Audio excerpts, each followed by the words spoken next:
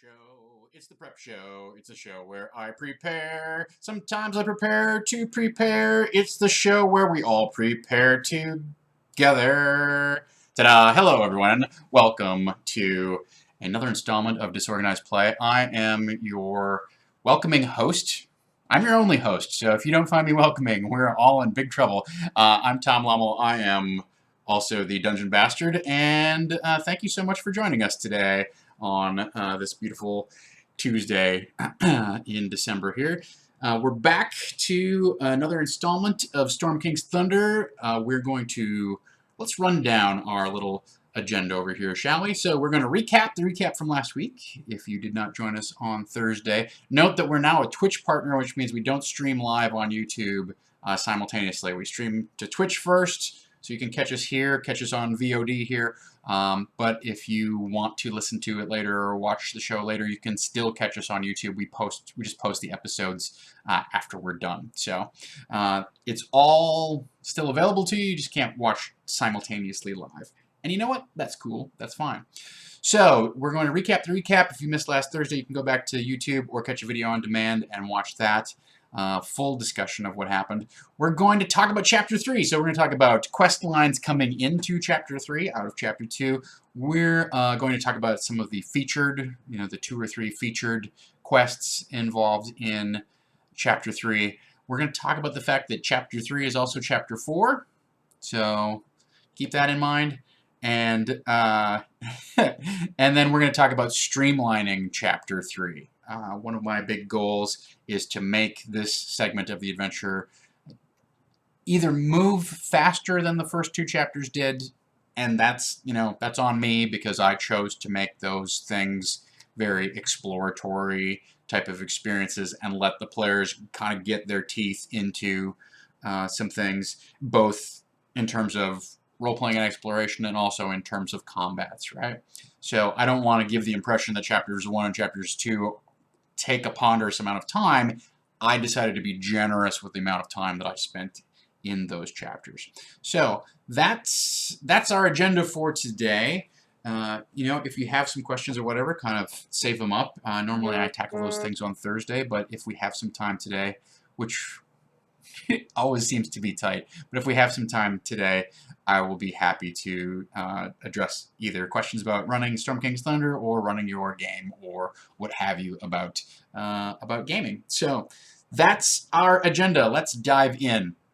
Recap of the recap. So it was a big set-piece battle last week.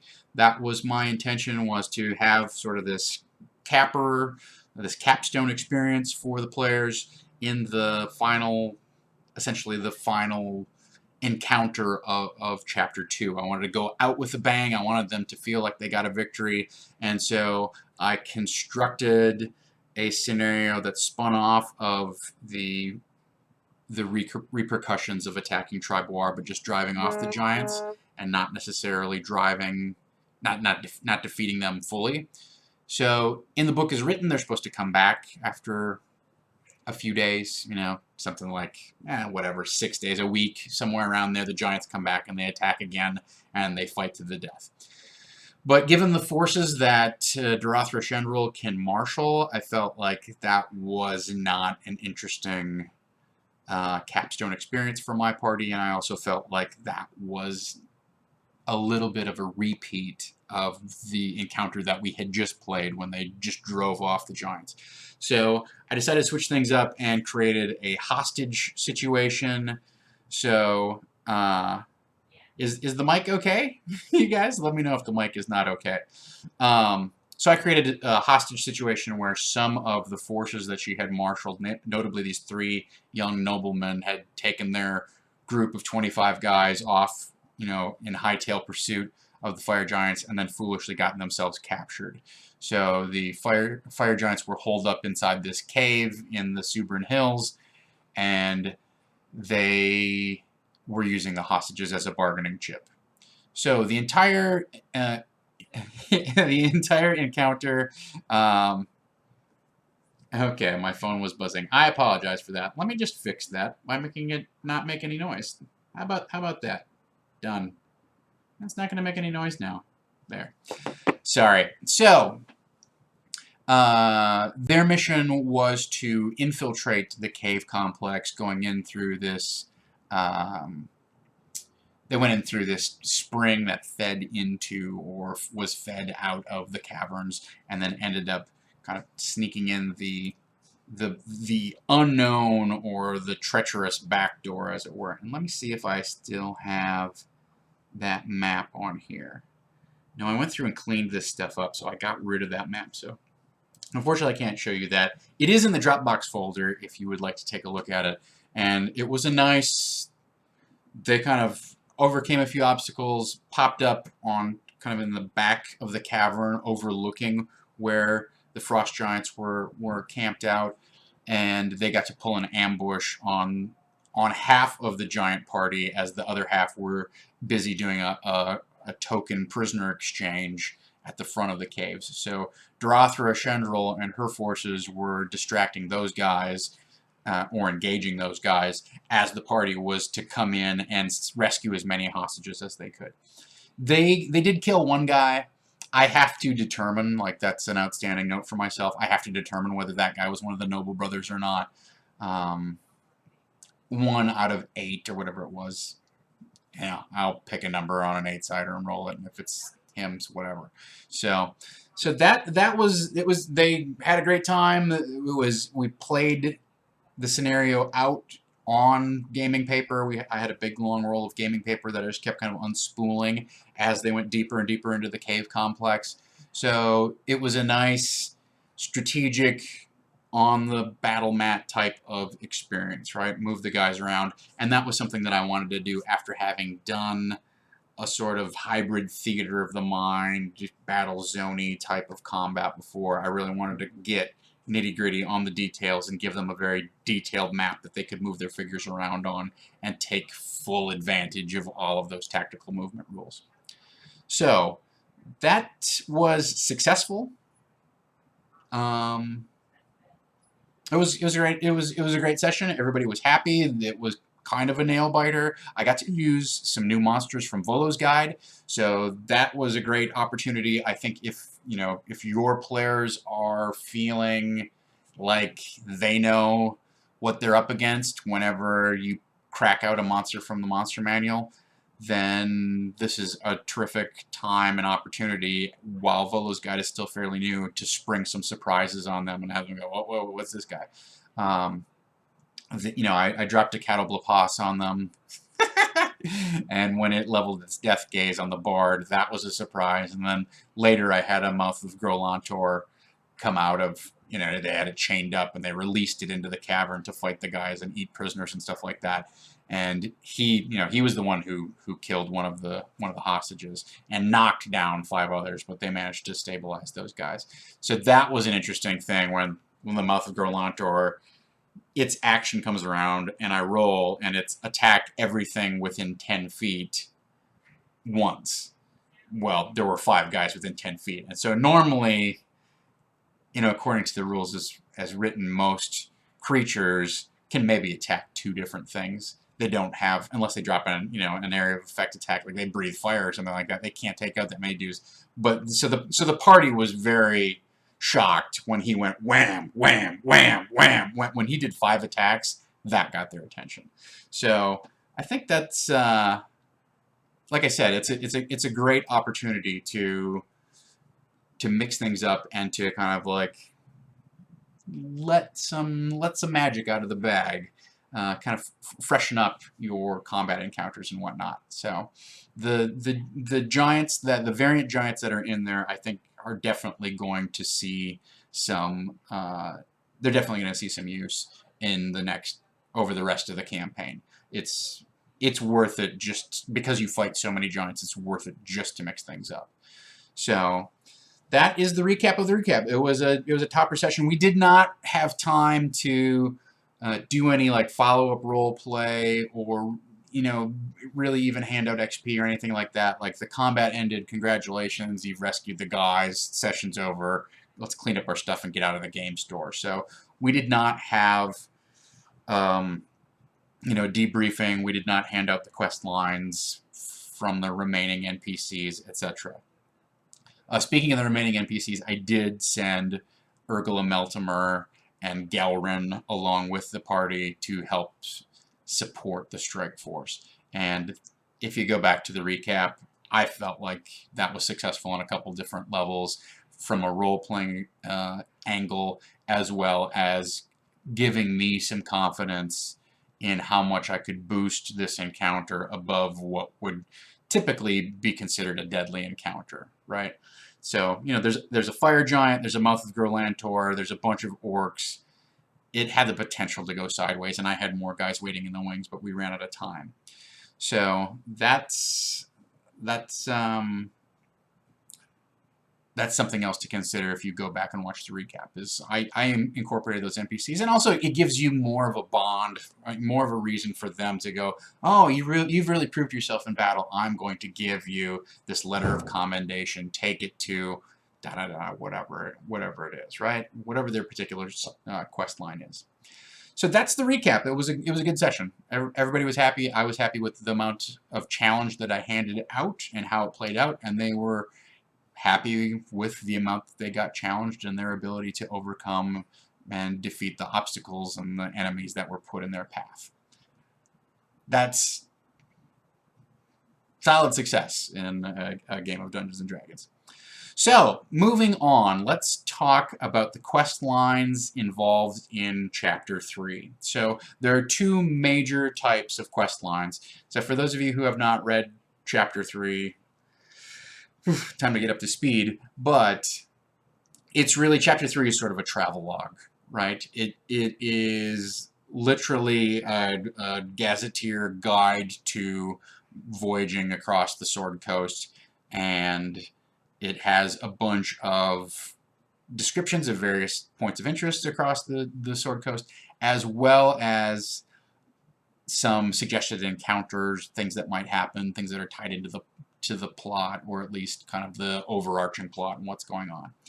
There's no major plot element that is required. That's not entirely true, but there's only one major plot element that's required, and that is the party meets Harshnag, right? That is one of our featured quests. The other two featured quests are discovering or gaining access to the teleportation circles, the inner circles, the teleportation circles that the Harpers have set up, that kind of spiderweb their way around, which are, you know, a fairly convenient way to reduce tons of random encounters, and also extraneous travel time. And then the third featured encounter in Chapter 3, you meet this lonely hill giantess whose husband has abandoned her, and she is just sort of gluttonously stuffing herself, you know, literally like eating her misery away. And I can't remember if she's trapped inside this old tower or she's just hanging out there and terrorizing the countryside so that she can, you know, gorge herself and drown her feelings and whatever livestock are in the area. I believe that also drops some information about where the hill giant steading is in one of the future chapters. You can definitely get some more information that ties into if you're going to attack or send your party to the hill giant lair. It ties into that, right? So there's some bonds. There's some plot lines. There's some plot lines that weave out of that particular encounter. So those are our three major encounters.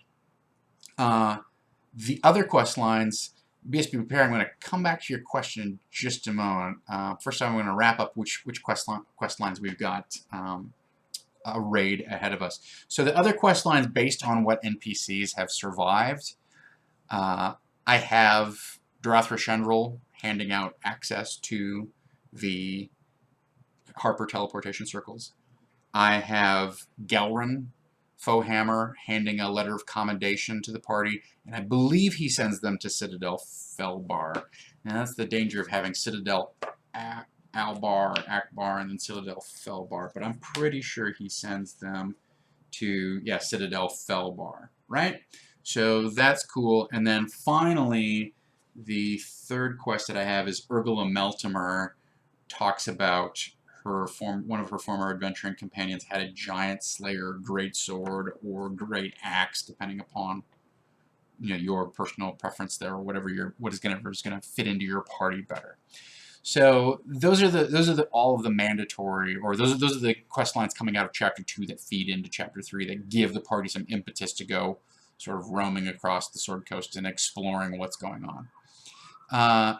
I feel like the real purpose, and I talked about this last week, the real purpose of Chapter 3 is to reinforce the idea that these isolated incidents which have been taking place with Nightstone and Triboar, Bryn Shander, Golden Fields, wherever you sent your party, that these are not, in fact, isolated incidents, that they're part of a larger, giant uprising which they had been sort of living in relatively peaceful coexistence with the rest of the inhabitants of Faerun, but now it seems like, for whatever reason, they are agitating and they're on the move and they're not coordinated. They're all the giant factions seem to be kind of going after different things, but regardless, they're causing chaos across the realm, right? So if that's the ostensible purpose, then I don't think it takes a ton of encounters to convey that, right? The other purpose, as I talked about last week, is to hand out some loot and start building some XP toward getting 7th or 8th level, depending upon where you're at in the game. My guys just turned 6th. I'd like to ideally run this in like 3 sessions. That's going to be a tall order, but it feels like kind of power leveling to push them from 6 to 7 in 3 sessions. In 3 or 4 sessions, it might be all right or might feel appropriate to level. 2, it just feels like you're just putting the screws to them, like pushing them up. So if you're asking about James V, if you're asking about Harshnag, that is not the person who's trying to be the largest giant. The Lone Tower encounter is also not the person who's trying to be the largest giant. She has been displaced by what is her name? I want to say it's a Gub or something like that. It's a pretty Grudhog. Who is the leader of Grudhog? I didn't really realize. Chief Guh, right? So Chief Guh is the hill giant who's decided that she can essentially win the favor of the giant gods by becoming the largest giant in existence, right? To go back to BSB Care's question, he asks, have I decided if I'm keeping Jorgen as Harshnag in disguise or just plain as Harshnag? And I think the answer to that is going to be yes. I have not decided 100%. So Jorgen is still one of those characters whose true identity remains in flux. He could just be Jorgen, Frost Giant, who was kidnapped by the Cult of the Dragon and is supposedly of noble birth, but nobody came to claim him, etc., etc., etc., right? That's possible. The other idea that I've been tumbling over in my mind over the previous prep sessions is that he actually is Harshnag, and so when Harshnag shows up, the party already knows that guy. I'm going to talk about this a little bit more in detail when I give you my outline of how I think events are going to spool out. So these last 3 items on the agenda here, Jorgen does have Schrodinger's identity right now. Jorgen is literally one of Schrodinger's clues. So if you go back and watch my episode on Schrodinger's clues, he's living in that dual space of maybe this and maybe that. And the true identity will not be revealed until it's directly observed. But so the 3 things in our let's do it this way.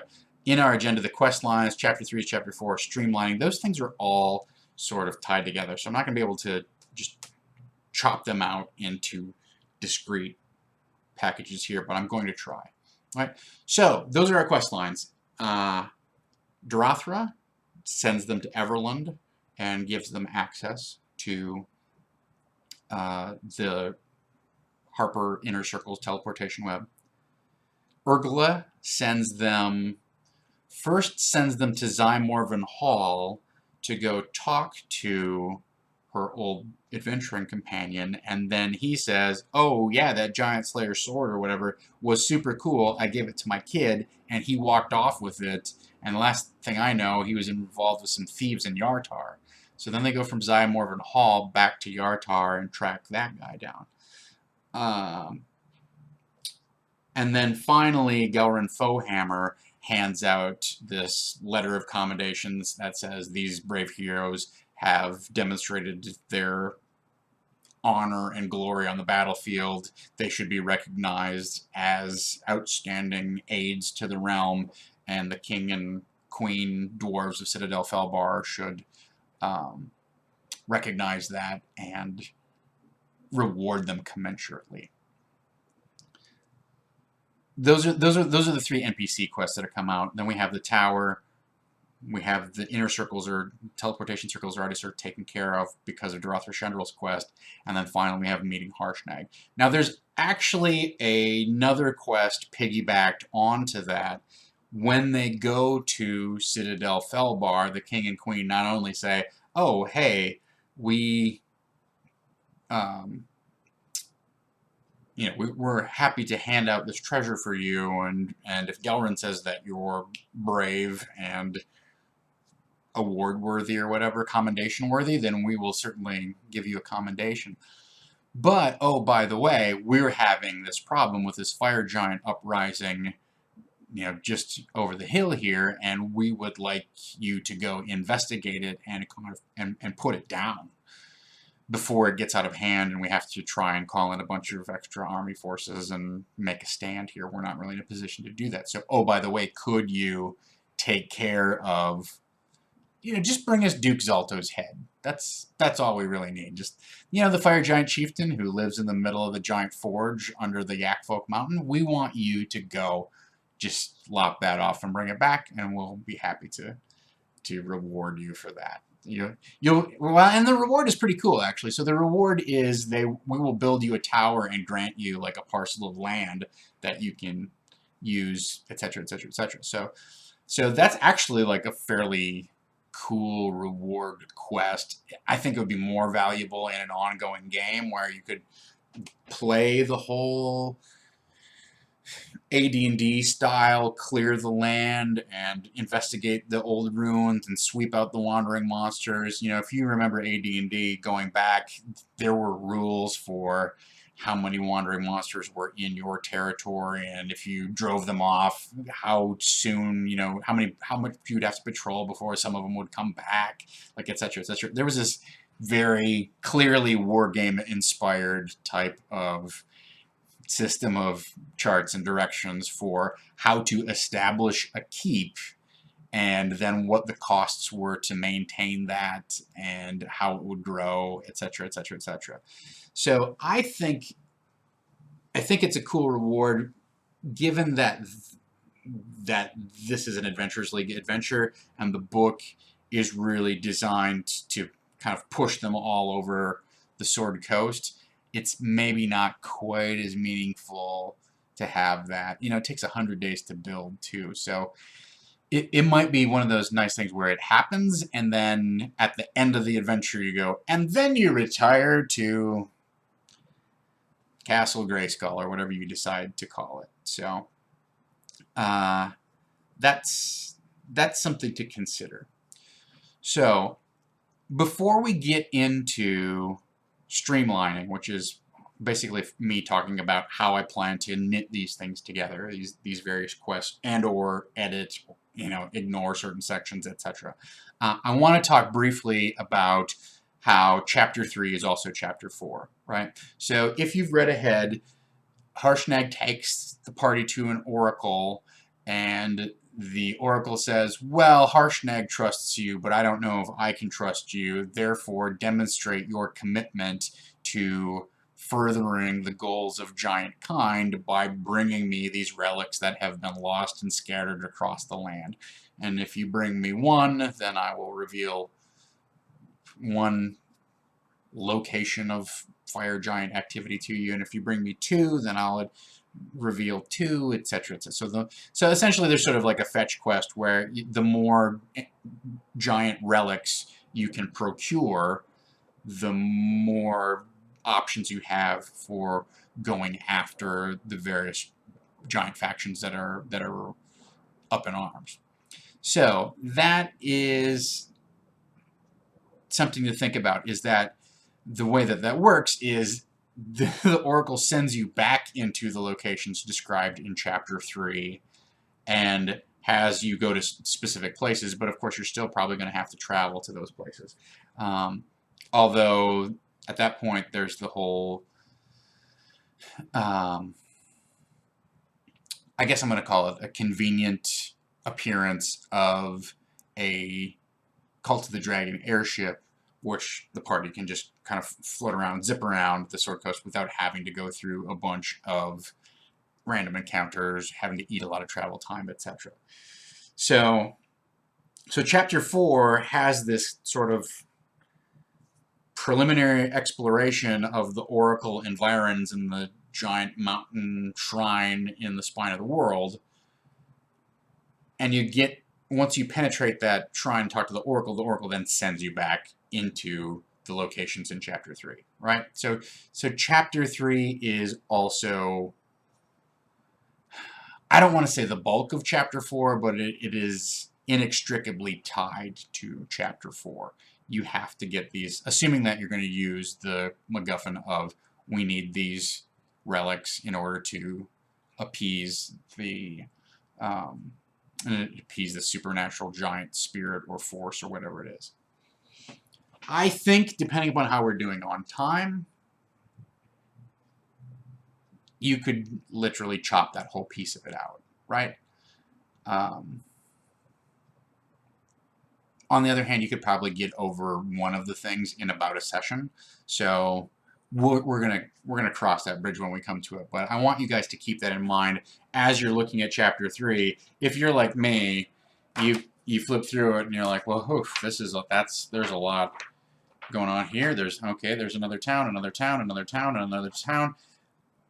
You might be tempted to just skip over all this stuff, but it really is a wealth of suggested encounters, as well as a little bit of a gazetteer on what the various cities of the Sword Coast are like. If you don't have the Sword Coast Adventurer's Guide, or you don't have one of the older Volo's Guide to the Sword Coast or Volo's Guide to the North books, then you're going to be relying on those sections. I will say that they are,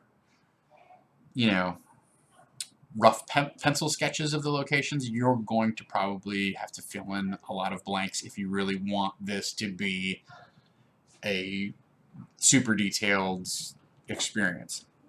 I don't think you necessarily want that, but if you're planning to really flesh out some of these places, you're going to have to do some of the heavy lifting yourself or rely on alternative sources, because they just didn't have the page count to tackle that in this particular book. Which is fine, I get it, that's great. Like, my solution to that really is, like, cut the Gordian knot and just get rid of some of this stuff, right? Alright, so that's what I mean when I say Chapter 3 is Chapter 4. It bounces you come out of Chapter 3, you do a little bit in Chapter 4, and then it bounces you right back to at least one encounter, and then you have to go back into the shrine and bring the Oracle your proof of intent, I guess, is what it is. Alright, so one of my stated goals with Chapter 3 is to keep it short, keep it tight, don't have a lot of useless, or I don't want to have a lot of, like, random encounter travel time. I'm checking off days. What are you doing? Okay, what are you guys eating today? Are your watches the same? I don't want to do that sort of overland travel management.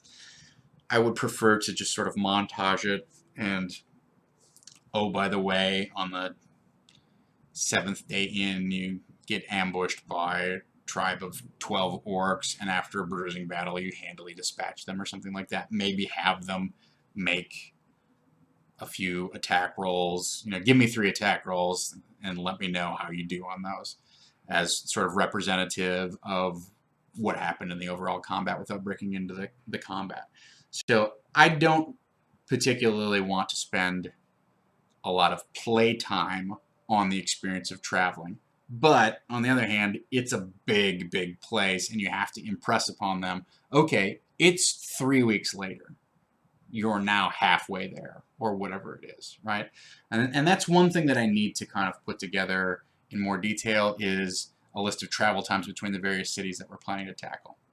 But with that in mind, that I want to keep the adventure moving, and I want to keep this chapter focused, and I honestly want to get out of this chapter having done the bare minimum to make it feel like, okay, we understand some more about the Giants, we've gained a few more items, we've finished off some quests that were given to us in Chapter 2.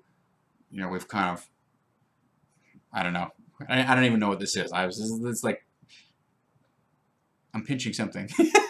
I honestly, what I think of is I think of like a tortellini. Like, okay, we've stuffed the meat in there, and now we're just pinching the edges of the tortellini, and then when it's ready to put in the oven, move on to the next thing. So I want to give them a feeling of accomplishment and completion narratively, but I don't want to spend a lot of time on mechanics, exploration. The main goal of this chapter, as I see it, and the things that need to be accomplished can be accomplished hopefully in 3 sessions, right? It just depends upon how bogged down we get with these side quests. So if we take a look at the quest lines that we have in front of us, the things that I personally feel are essential to this chapter are, let's have Darathra Shendril give out the Harper Teleportation Circles quest. I think that the amount of travel that's going to be involved in the upcoming chapters just makes that mandatory. I don't think we can ignore that particular quest. And fortunately, she survived, so it's not a quest that we have to kind of shoehorn in there. She can just give this to them. In my particular group, one of the characters, well, 2 of the characters are Harpers who have been sent to infiltrate the Zhentarim. But they're all sort of like pretending or lobbying to become Zhentarim agents, right? One of them actually is, but they're all trying to infiltrate the Black Network, or they're genuine members of it. And Darathra has an idea that that's the case. So I think when she hands out this quest, the best way to kind of finesse this is to have the mage at the teleportation circles. Let me look up this thing. Right now, there's not a lot of division. They've been united in combat, so it's not that huge of a deal. They're not going after each other, but I do want to kind of like smooth that over, right? Because that competition and that suspicion is not productive. So Darathra gives them instructions to go to Moongleam Tower in Everland and talk to a guy named Drow, and then they show up in the tower, and they meet a guy named Crowan Valharrow, who's clearly like one of the important Harper agents who's in charge of maintaining these teleportation circles, right? So I feel like he's a key agent. In order to smooth out this division between who's Harpers and who's Zhentarim, I think he's going to, when the party shows up, he's going to say, okay, well, clearly you're trusted by Darathra, and you have demonstrated your ability to look after innocents in the face of danger. I also know that you're all Zhentarim agents, and I'm proposing an alliance between the Harpers and the Zents, and that extends to essentially the 6 of you and possibly others if I so choose. And as long as you are well behaved and do not take advantage of the resources at your disposal, we will allow you to use the teleportation circles. So what this really does is it's kind of like a double agent kind of play where he goes, as a Harper, he knows that there's Harpers in the group, but he's also providing cover for them by saying, I know you're all Zentrum. He's not going to wink like that, but he's going to say, I know you're all Zentrum, and I'm proposing a formal alliance between our two factions in the interest of exploring and putting down whatever sort of giant uprising is happening. So that's going to happen, right? If we look at the map, and I don't really have, I was working on a map of the area involved in these quests, but I didn't get finished before we started streaming. But if we look at the map, the quest to get the Giant Slayer sword, or the Giant Slayer axe, takes you way all the way up to Silvery Moon, and then that's just sort of a red herring, and the guy goes, oh, I don't have it. No, I gave it to my kid, and he took off. I think he's, you know, he was somewhere in Yartar the last time I saw him. Then they have to travel all the way back down to Yartar and investigate there. When they're in Triboar right now, they're right next door to Yartar. So I think in terms of streamlining this thing, I'll hand out these quests, and if you kind of lay them out geographically, and you just snip that part where it's the red herring that goes off to Zymorvan Hall, then it actually lays out geographically very nicely. So if Urgla says, oh yeah, her son had it, I heard he was in Yartar, the next thing you do is go to Yartar. Darathra Shundrel says, go see this guy in Everland. They tie up business in Yartar, go to Everland, up the road a little bit further. They get that tied off, and their final piece of the quest is to go to Citadel Felbar and go see the king and queen there and see what they have for them. And that kind of like can lead us basically out of chapter 3 and on to our next thing, right? So what that means is I'm ignoring the giant encounter. I don't really care. It's not like there's any really cool treasure that you get out of that Lone Tower encounter. I've looked at the Hill Giant steading. You know, my personal analysis for my group is it would be a fun sort of goofy combat of, you know, there's all of this food and kind of a comedy of errors going on. You know, some of the orc forces or whatever are scared of the Hill Giant. Like, it might be level appropriate for them, but I see it as more of a slapstick type of running combat encounter than a high stakes, let's, you know, have a big climactic fight type of thing. There's nothing wrong with that. Like, that might be a great change of pace for them, right? So that's the trick on analyzing these things, is if you feel like your party needs a lighthearted scene, and, you know, anytime that you can organically incorporate comedy is obviously the best, you know, or at least organically incorporate opportunities for comedy. That is the best way to get actual genuine humor involved in your game, is you create moments for it rather than, you know, drive it home. He's actually the Pillsbury Doughboy. I would have gotten away with it if it weren't for you darn kids. Like, that is, you want to talk about humor in gaming, that's a whole different, like, we could tackle that on Thursday or whatever. That's a big chunk of a Q&A, a big chunk of a stream. But it's a little tricky. It's something you gotta feel out at the moment, and I'm not sure 3 sessions from now, 4 sessions from now, I'm gonna want to send them, or whatever it is, chapter, you know, and I don't know if I want to send them after the Hill Giant chapter is what it comes down to, and the Lone Tower encounter as it is. Boy, I mean, honestly, like, I find it kind of depressing, right? You've got this kind of dumb, forlorn hill giantess who's been abandoned by her husband, who's admittedly like very selfish and cruel, and probably deserving of being defeated. But I don't know. I just think tonally it's, she's kind of like eating her feelings away, and it's all just, it's a little, there's some, I guess, some real world themes there that for me personally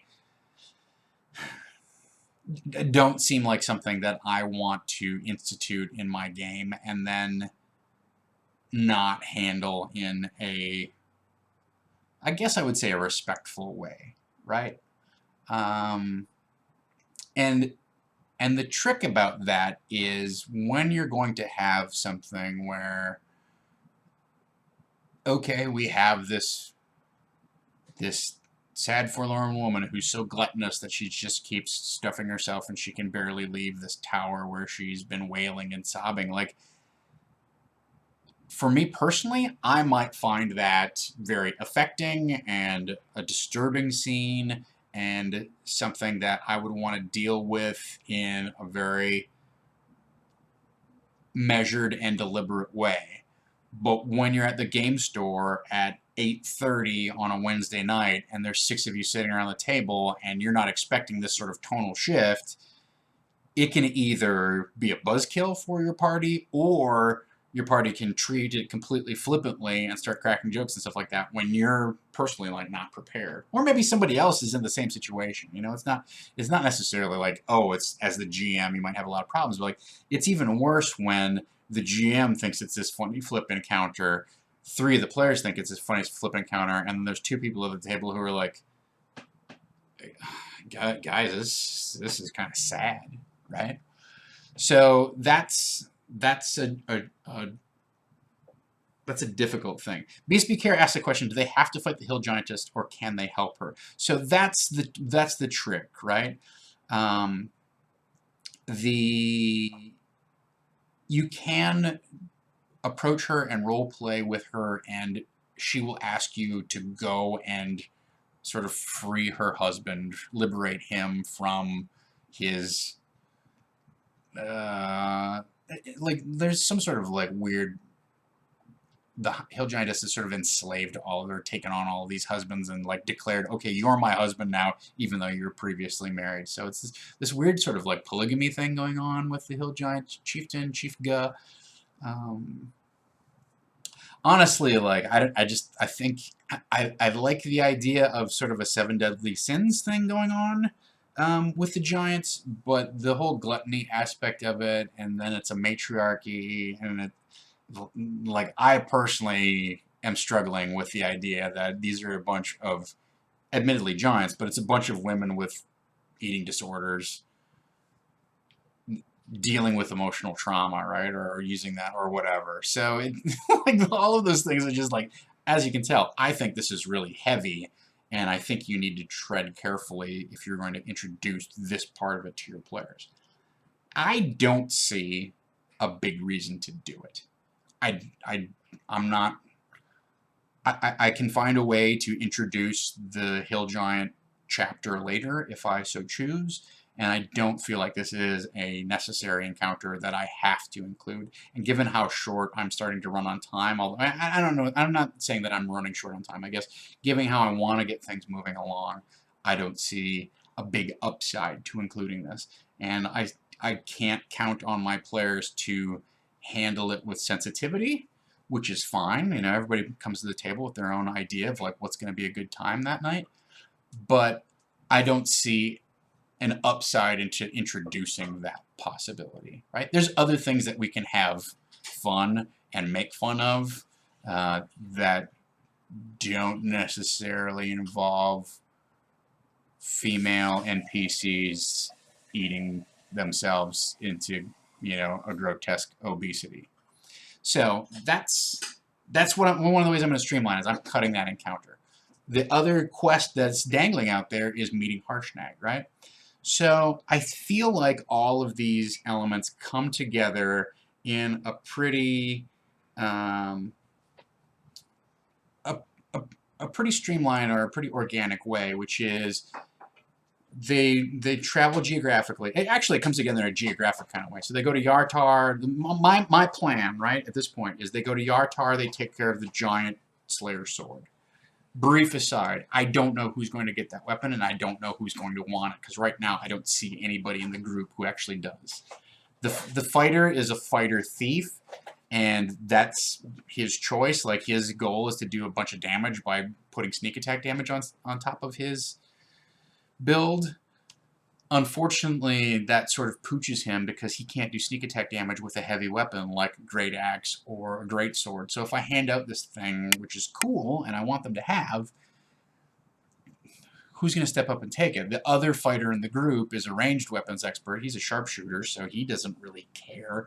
The other fighter in the group is really a monk / warlock. He can't use a great sword or a great axe. The cleric, it's tough, you know. It's one of those issues where I wish I could change the magic item or have kind of given them a hint, like somebody should be just a straight up fighter build. But they go to Yartar. If they want to dispatch that quest, great. If they don't, we'll move on. So then we move to Everlund. We get access and propose this truce between the factions to gain access to the Harper teleportation circles, right? And then final leg of the journey, we keep going up the road. We go to Citadel Felbar. We get the commendation from the King and Queen. We get the quest to go and deal with Duke Zalto from the King and Queen. And normally that would be outside their level range, right? Like, let's assume that they're still level 6, and that forge is designed for around level 8, right? But Lenny, I would swap the weapon for something that they can use, but this is Adventurers League, and I kind of have to stick to what the book says is in the book. You know, if they found a +1 giant sling crossbow and that character went into some other AL game, the DM would be like, what are you talking about? There's a giant sling crossbow. Where did you get that? And I am 100% behind you. I wish that were the case, but my hands are kind of tied on what treasure I can hand out here. So that's the issue. So normally, if they were to go and attack Duke Zalto's encampment, I feel like they would be underpowered and have a pretty high chance of either getting wiped out or getting pushed back, right? But here's where we tie in that third featured quest, and hopefully I think we'll be able to kind of blend them all seamlessly together, which is Harshnag or Jorgen, whichever it is. I think it's going to be Jorgen, right, at this point. Harshnag, my gut says Harshnag is Jorgen, Jorgen is Harshnag. Jorgen shows up and says, you know, I was looking for my axe. Well, I found out who's got it. It was captured or sold to forces under the control of Duke Zalto, and that guy's got it. And guess what? I want it back. So Jorgen is going to team up with the party and help them, probably not so much infiltrate, but storm or somehow make an attack on the Fire Giant Forge and kill Duke Zalto and get the axe back. So that's the goal there. That's the goal in terms of introducing Harshnag, as well as giving us a place to go with the next chapter, right? So in the adventure as written, Harshnag would show up and go, come with me, and let's go to the Oracle. But because I've done all this work of foregrounding or foreshadowing, really, Harshnag's appearance. I mean, essentially, I haven't foreshadowed Harshnag's appearance. I introduced Harshnag in Chapter 1. You know, session 3 or 4 or whatever it was, boom, he's there and has made friends with the party. And the party likes him and he likes the party. So rather than send them off to the Oracle and then they come back, it's like, let's send them directly into one of Harshnag's or Jorgen's main quests, and they can help him recover this axe, which he has coveted for so long. That's gripping, it's epic, it's tied organically in with everything that I've laid out previously, and the party feels like we're picking up on a plot thread that was laid out months ago, and but that they were anxious and jonesing to follow, at least follow Harshnag and or Jorgen and play a part in what his endeavors were. So they really see him as a sympathetic character and they want to help him out. Let's give them the opportunity to do that. And again, now we have some NPC buffer, so when they go into the Fire Giant Forge, the odds are they're a little tipped back in their favor, even though they're going to be like maybe 7th level instead of 8th going into this thing. So that's where I see, that's my outline of Chapter 3. That's how I'd like to see this take off. We follow our trail of quests across the Sword Coast and make our way, well, across the realms here, and make our way stop by stop up to Citadel Felbar, and then we go directly into Chapter 8 rather than going into Chapter 4 and kind of pinballing around. We'll do a side quest we'll treat Chapter 8 as a side quest, and then maybe, maybe he's got the conch. I don't know. We'll take stock of where we're at. Like, I haven't planned that far ahead in terms of here's how much time we have left and how many sessions. I don't know how many sessions the Fire Giant Forge is going to take. I'm guessing that's probably 3, right? So if we can do Chapter 3 in 3 and the Fire Giant thing in 3, so really probably, if we've got, eyeballing it, 12 sessions left, we've got 6 left to deal with the Oracle and the remaining elements of the storyline here with the Ordnung and all that kind of stuff. So I think this is going to actually compress a lot of the inherent pinball that's being played in our exploration of the Sword Coast. So rather than go Chapter 3 to Chapter 4, back into Chapter 3, back to Chapter 4, and then into one of the subsequent 5, 6, 7, 8, 9, whatever, we may be able to kind of like push directly into a Chapter 8 and use, maybe they gain the conch right there in that particular thing and they just don't know what it is yet. And they come back to the Oracle and the Oracle is like, well, here's what you need to do. Take this thing, and maybe they can't identify it or whatever. So that's my plan. That's my plan. That's where we're at. So that's my prep. Some of the things that I need to do to take care of the party before we game tomorrow is I need to make some thoughts about Yartar and potentially Everlund, although I feel like Everlund is just kind of like a name check role-playing stop. It's essentially as I described. There's not going to be any sort of combat or obstacles or to overcome or anything like that, right? Maybe some diplomacy or persuasion checks, but that's about it. Yartar, I need to put some thought into. Who's there? What do they got to do to track this thing down? Is there a fight involved? Whatever, right? I also need to put some thought into travel distances. I need to figure out how far it is between each of these cities, how long it's going to take, what sort of random encounters I'd like to include along the way. And then I need to make sure that the party is clear on the quests that have been handed out and what's involved in doing those things so that they have that motivation to go to. If I need to reinforce it, like I can have Harshnag send word like, hey guys, I need you to meet me in Citadel Felbar. I need your help. They would love to get that message, right? Normally that would seem like kind of like I'm whomping you over the head on the clue bag, but they would love to get that message. So that's, yeah, BSB Care, that's exactly what I'm thinking, is they find this conch, and Jorgen is like, I've never seen runes like this before, but there's one place that I know where we can get them decoded, right? So those are some things that I need to do to get ready for the session tomorrow, is just put some thought into the logistics of traveling around here and making this stuff happen, and put some thought into what is the Yartar type encounter involved in. And honestly, like, we might be able to knock all of this stuff out in one session if I really push and they really burn through it. It depends upon how many random encounters and how much travel time is involved. So my main prep is, okay, we've got our main points of interest that we're going to stop at. We know what our ultimate goal is for the end of this chapter, and we know where we're going to stop along the way. But what other fill-in-the-blank type of encounters are going to come along in there in order to get this thing solidified, right? To make it feel like it was the long overland journey that it's probably going to be.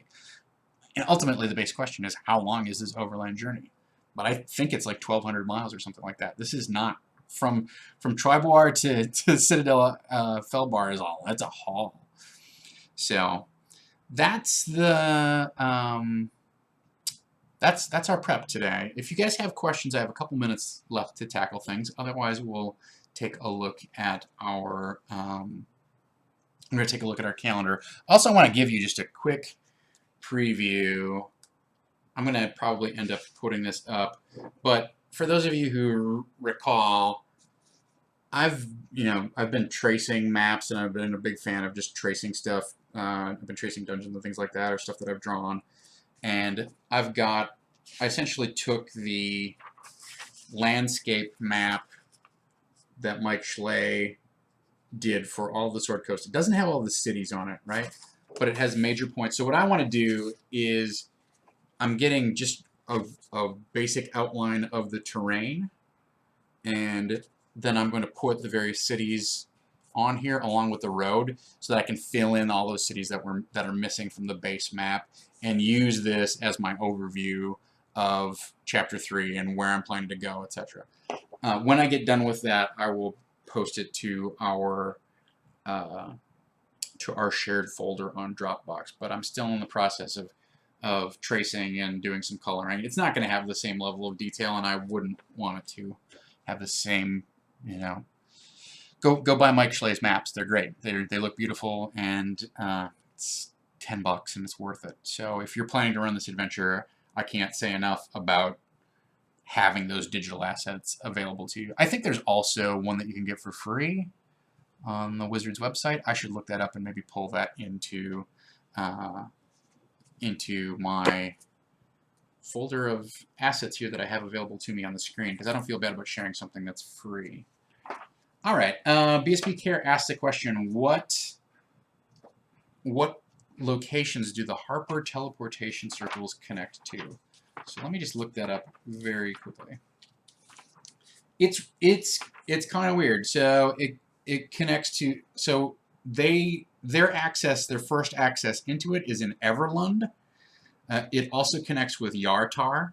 So they could go to Silvery Moon, find out that he's not there, come back to Everlund, shoot back to Yartar,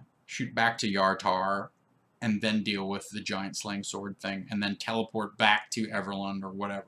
It also connects with Mirabar, Neverwinter, Loudwater, and then most significantly, it connects to Waterdeep. And I have some mixed feelings about, it makes sense that Waterdeep is a central hub. I always feel like I'm at a loss when it comes to running Waterdeep. It's such a big city. I never feel like I can convey the sophistication and the hubbub and everything that's the flurry of urban constant activity that's going on in Waterdeep. To me as a GM, that's a little bit of a that's a little bit of a challenge, right?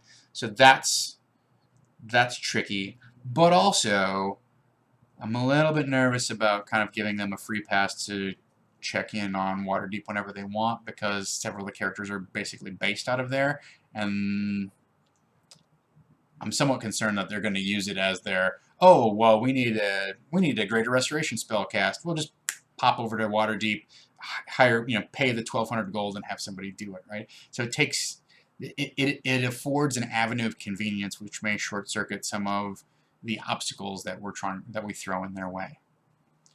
I don't know. On the other hand, boo boo wah wah, be a grown-up DM and come up with some more creative obstacles. So, or make them pay, or make them have them call in so many favors that at some point they're going to get favors called in on them. So that's the third part about it is there's a number of Waterdeep supplements available for previous editions. There aren't very many resources available for 5th edition. There's a total, from what I can tell, there's a total of about 4 pages worth of material on Waterdeep, and given what I know about the history of Waterdeep and all of the various intrigue and forces that are at play there, 4 pages does not do that city justice. So I'm hoping at some point we'll get some sort of Waterdeep source book, but I don't have any reason to believe that that's on the immediate horizon.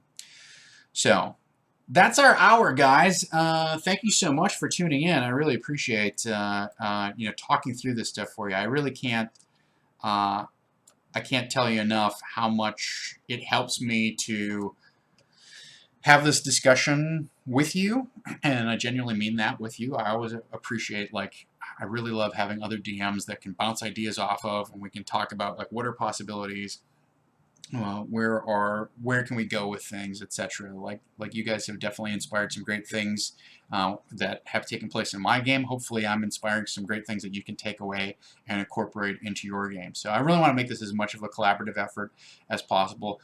As always, you can tweet me. My DMs are open. You can get me at Dungeon Bastard is my main role-playing games handle. So and you know what, having a player's perspective is fine too. Like it's always good to have somebody who's like, well, why would that make sense? Why would you do that? I mean, that's all good.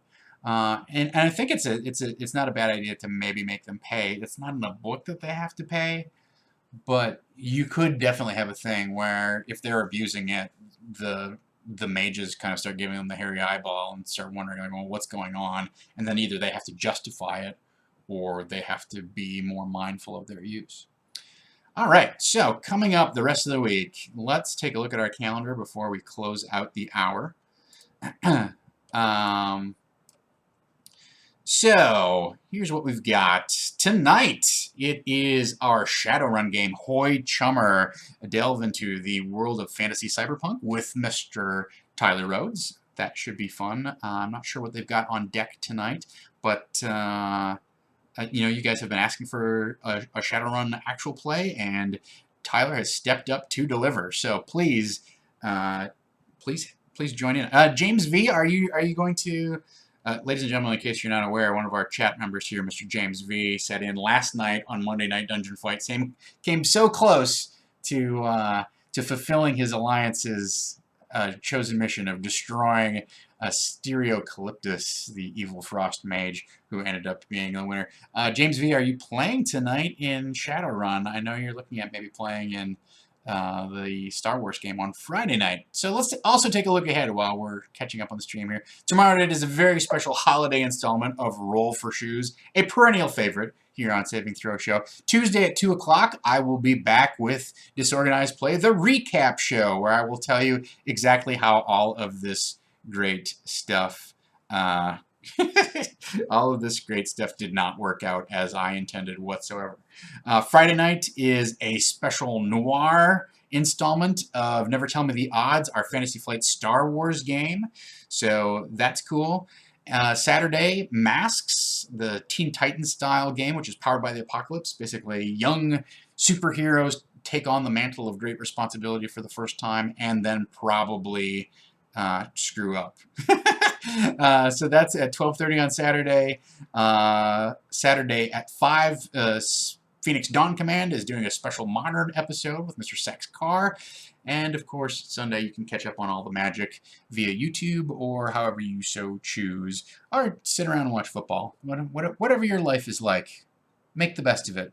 If you would like to see our D&D, the Improvised Campaign show. So for those of you who are unaware, I also sit in with the Bearded Men West, an improv group based here in Los Angeles, and we do a completely improvised hour-long adventure following a hero as he meets NPCs and slays monsters and gains treasure, etc. We do that for an hour over on Geek and Sundry, 4:30 to 5:30 Pacific every Thursday. Basically, we're sort of not quite the lead-in show to Critical Role, but we're one of the lead-in shows to Critical Role. So if you would like to see that, of course, you can check it out on Geek and Sundry's Twitch channel. But more importantly, this Friday night at 9:30 in Los Feliz, you can come join the game. If you are not watching Never Tell Me the Odds on Friday night, you can come to Los Feliz and watch us perform live. I will be there. I'm not sure if I'm going to be there as the Dungeon Bastard. Usually I do host that as the Dungeon Bastard, but lately I've just been DMing as myself. I haven't made up my mind on that particular aspect of it, but we're doing a rare live show, relatively rare. Normally what we do is we'll do like 8 shows in a row, and then we'll take a 4 or 5 month break off of doing the show live. But they've got a special improv festival called Winterfest going on, so if you're a fan of improv and you live in the Los Angeles area or are visiting this weekend, think about putting that in your calendar, because it's really a great show to see live, be in the audience. The theater only seats about 30 people, so it's small, it's intimate, and it's super fun to be there. So, you know, here's the thing about the bearded men.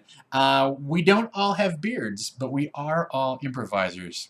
So it's a mystery wrapped inside a paradox, wrapped inside the fact that my wife really likes a freshly shaved face, and I regularly disappoint her by not shaving.